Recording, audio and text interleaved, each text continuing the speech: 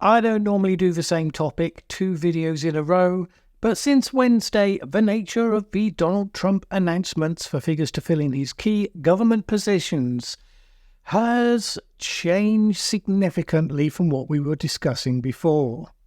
And a few other interesting things have happened to give us information we didn't have before either that will affect how the coming 4 years may play out.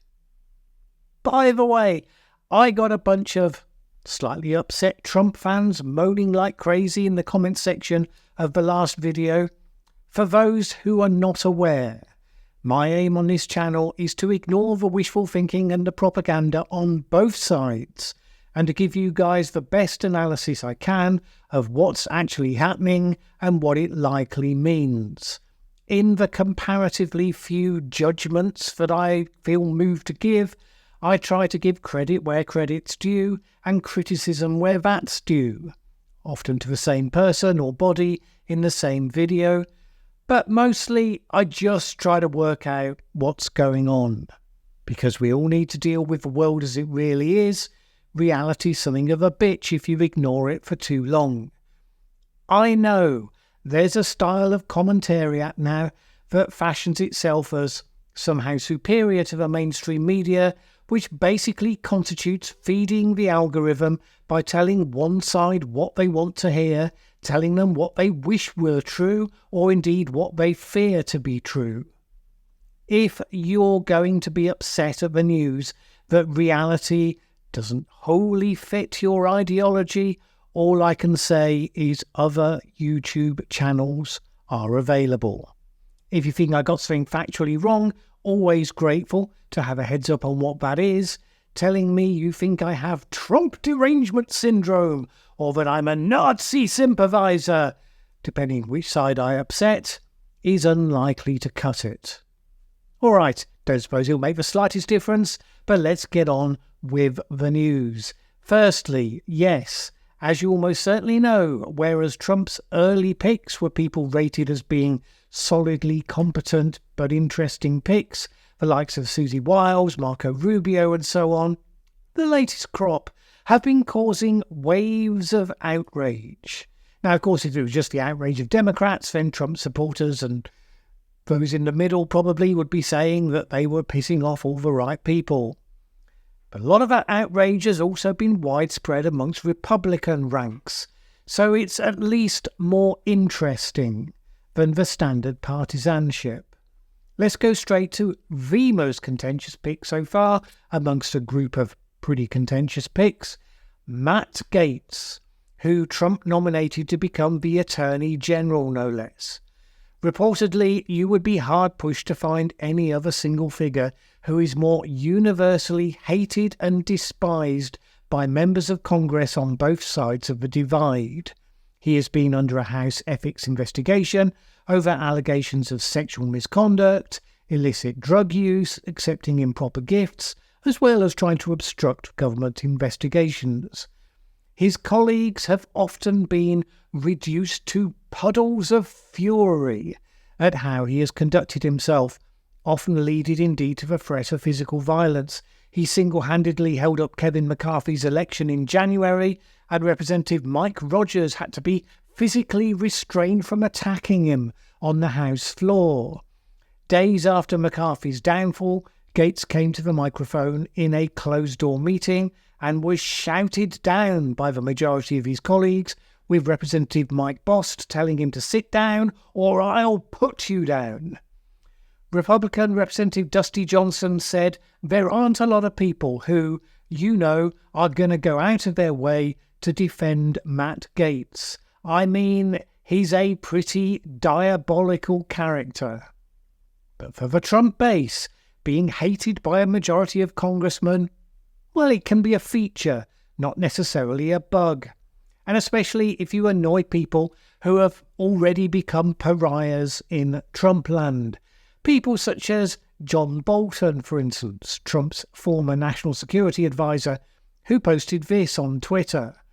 Gaetz must be the worst nomination for a cabinet position in American history. This is something that falls well outside the proper scope of deference to a president nominating members of his senior team. Gaetz is not only totally incompetent for this job, he doesn't have character or the civic virtue the founding fathers wanted. The Republican Party should oppose this nomination. Now, to give Matt Gaetz his due, he did at least use that opportunity to show that he has a sense of humour. "We'll mark John down as a maybe," he tweeted. Annoying John Bolton certainly wouldn't have hurt Gaetz's rise in Donald Trump's estimation, of course. So you can see this nomination as notice for Trump's intent in how he works with the Department of Justice going forwards, and also as his challenge to his Republican colleagues in Congress. Obviously, the reason why everyone is focused on these appointments is because they give you clues, solid clues, as to the actual policy that Trump intends to follow. Marco Rubio going in as Secretary of State, for instance, indicates a solid hawkish position, particularly in relation to China and Iran. What many have been saying is that since Gaetz is, by any conventional measure, wholly unqualified to be Attorney General, but he is unwaveringly, aggressively loyal to Trump, his nomination is an indicator of Trump's intent to use the Department of Justice in ways that would probably be resisted by many others in that position, as certain former Attorney Generals have done in the past, for example. Now, look, it's not as though previous Attorney Generals have never done controversial things, and unsurprisingly, Republicans generally point at the lawfare cases brought against Trump in the last couple of years as a case in point. But even those Republicans seem to think that Matt Gaetz is a step too far. Some of them are now putting pressure on the House Ethics Committee to release the report that's been compiled on Gaetz's misdemeanors, for instance. So what seems to be highly likely right now is that if this appointment goes through the normal procedure with the need for approval by the Senate, Gaetz is likely not to get confirmed. Probably because some think he's not qualified, but certainly because he apparently provokes in others personal animosity, which can, politics being what it is, wind up being even more powerful. Now, there's an important if in that statement, and we'll come back to that in a moment. We've been seeing other controversial nominations as well, of course, in the last couple of days. Tulsi Gabbard, for instance. There is nothing like the vitriol against her that there is against Gaetz, but for quite a few Republicans, she's rather more pro-Putin than you might think wise for a nomination to head up America's intelligence services. She's also notorious for a bit of freelancing she did, having a meeting with the Syrian President Bashar al-Assad. At the time, Republican Congressman Adam Kinzinger said, "In no way should any member of Congress, should any government official ever travel to meet with a guy that has killed 500,000 people and 50,000 children." Indeed, one Republican senator opined that if she were appointed, America's partners in the Five Eyes Security Alliance, for one, would likely stop sharing their intelligence with the United States because of how that intelligence might be compromised. Let's be clear, that normally does not happen. As I said in the previous video, when it comes to foreign and defence policy, and obviously the intelligence services are a part of that, generally there's always been more continuity than otherwise, regardless of changes of political party in government, in all the different countries. One senior European intelligence official told Reuters that agencies in the EU would be pragmatic and adaptable, but another said that they placed Gabbard as firmly in the Russia camp. So, what do we think would be the pragmatic response to someone firmly in the Russia camp getting that position? Unsurprisingly, again, many are suggesting that if she goes through the normal process, there will at least be a lot of questions being asked in the Senate before the appointment is confirmed, and there's a good chance that it won't be confirmed. Senator John Cornyn, a member of the Intelligence Committee, said, "We're going to do our job, vet the nominees and make a decision. That's a constitutional responsibility of the Senate." And then the pick that kicked in to top them all, arguably, Robert F. Kennedy Jr., nominated to lead the Department of Health and Human Services. He's described as a vaccine skeptic by some, an anti-vaxxer by others, a spreader of conspiracy theories, but also someone whose attacks on Big Pharma and the food industries, on the health of the nation, have won him quite a lot more support and a lot of approval for his emphasis on nutrition and removing additives from foods. Donald Trump may have been seen doing photo ops serving McDonald's burgers, but JFK Jr. was then bemoaning the president-elect's dietary choices and arguing that we need to get the junk, ultra-processed foods out of American diets. This is one of those things where, if you believe politics is all defined by policy choices, your head should be spinning slightly by now, since that latter part rather sounds like the sort of thing you'd associate with, I don't know, a purple-haired vegan Democrat supporter. But, well, context is everything, it seems. Does it mean that JFK will push his personal opinions through the official agencies? For example, instruct the NIH to endorse ivermectin as a treatment for COVID, in spite of the medical evidence suggesting it doesn't work? Or does it instead mean you just have someone with an open mind and a sceptical nature who's going to ask some of the hard questions that maybe others are reluctant to ask? I have no instincts for this, having paid zero attention to RFK Jr., even during the time when I was evaluating claims made during the pandemic. His contributions never particularly rose to the top to my attention at that point. But these are naturally the questions that people are asking.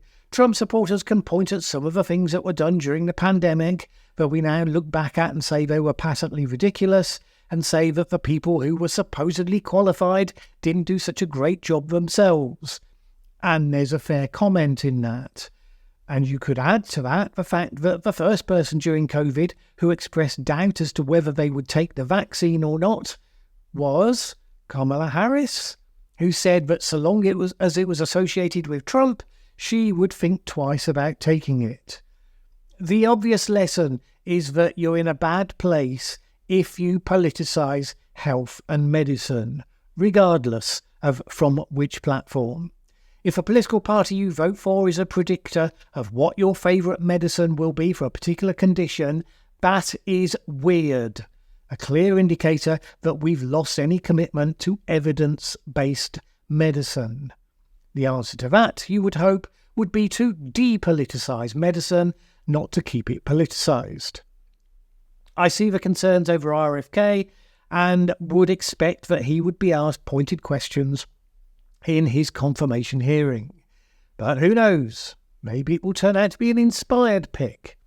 In the UK, we are used, after all, to having government ministers chosen who are actually not experts in the field, often have no knowledge of the field. They work with the experts and they just deal with policy and strategy. The worry about some of these picks is that they come from the strain of social media commentators who decry the value of experts whatsoever, who present easy answers for every problem. It's a formula that works really well in social media discourse. Following the incentives, choosing to be successful, it's a rational, if not especially creditable approach. So maybe in a wholly different context, where you head up the organisation of experts, have access to the best information available, you suddenly have different incentives to follow, if you have the flexibility and the skill to follow them. Well, we're going to find out, if they get confirmed to their posts. And here's the big question, because this week we got at least some indication that while Republican lawmakers will swear their allegiance to Trump when asked in public, when given the opportunity to cast a vote in private, doesn't necessarily hold. The Trump supporters were trying to block the election of Senator John Thune as the leader, following in the footsteps of Mitch McConnell. But they failed, and Thune was duly elected. Now, this will be important when it comes to the process of managing those confirmations. And that brings us back to that if that I mentioned a while ago. On Twitter, Trump recently said that he wants the new Senate leader to allow him to make appointments when the chamber is on recess.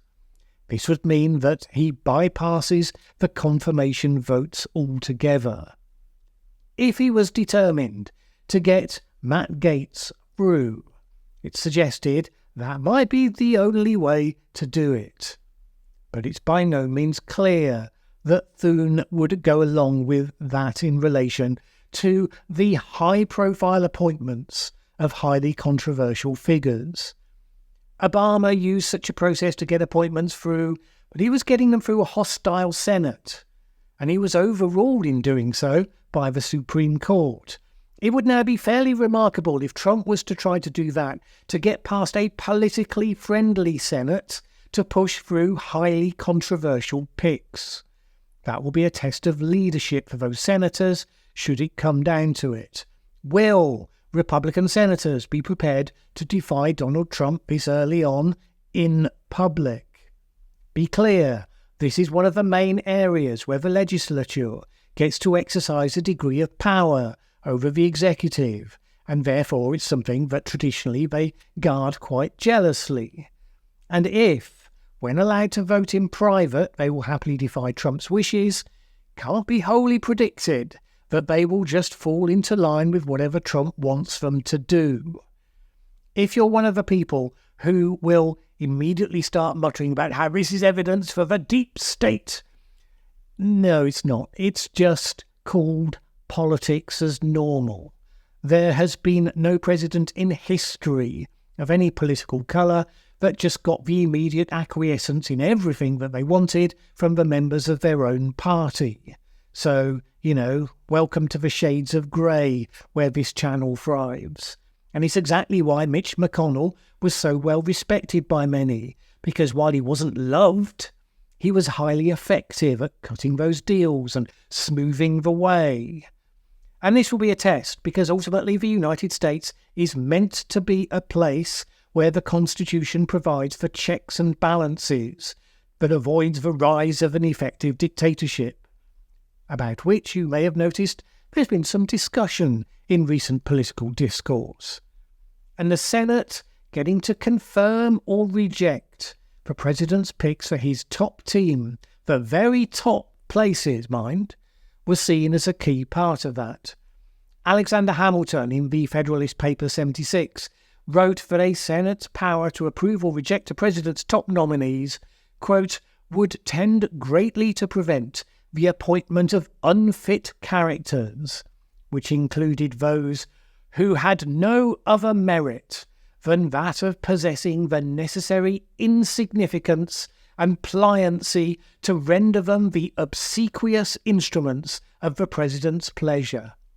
Well, that's kind of Matt Gaetz's job description, as we currently can work it out. At least senators seem to want to check whether that might be the case. Now look, ultimately, how much of this is going to matter? Will Trump be able to get someone as his Attorney General who is much more broadly attuned to his wishes for what he wants to do, even if it isn't actually Matt Gaetz? Almost certainly yes. Will that apply to the other positions? Again, almost certainly yes. So, while there is going to be a lot of fire and a lot of thunder about these specific picks, as there probably should be, because that's the process, the point is that Trump is signalling his determination to do exactly what he said he would do in the campaign, to be a disruptor, make an assault on the institutions as they currently exist, with a view to remaking them in a transformed character, if not abolishing them. It's what he stood for. Like it or not, it's what he won the popular vote on. So whether this statement of intent gets adapted, nibbled at, pushed back against, argued about by the legislature, I think it's pretty reasonable to expect that something that looks like this is coming down the line. Some Democrats are saying that these people are good because at least if they're going to try to do that, putting it into the hands of what they define as incompetence makes it much less likely to be successful. Are they right? Well, these are the battle lines that are being drawn. We will discover in due course. What do you think? Let me know in the comments below.